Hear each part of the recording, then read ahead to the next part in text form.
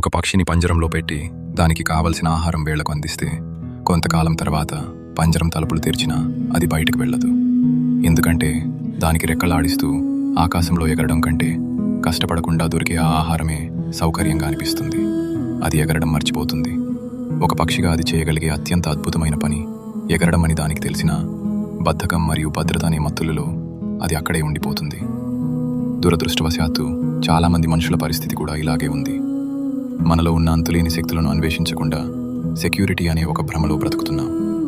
మనం చదువుకునే చదువులు కానీ చేసే పనులు కానీ చాలా వరకు ఇష్టంతో చేసేవి కావు, కేవలం భద్రత కోసమే. కానీ నిజమేంటంటే ఈ జీవితంలో భద్రత అనేదే లేదు. ఈ బ్యాంక్ బ్యాలెన్స్ ఎంత ఉన్నా, నీ ఆస్తి ఎంత ఉన్నా, రేపు ఏం జరుగుతుందో ఎవరికీ తెలియదు. ప్రతి సెకనుకు జీవితం కరిగిపోతోంది. ఈ స్పృహ మనకుంటే మనకు ఇష్టం లేని పనిని చేస్తూ ఒక్క క్షణాన్ని కూడా వృధా చేయము. మనల్ని మనం ఒక పంజరంలో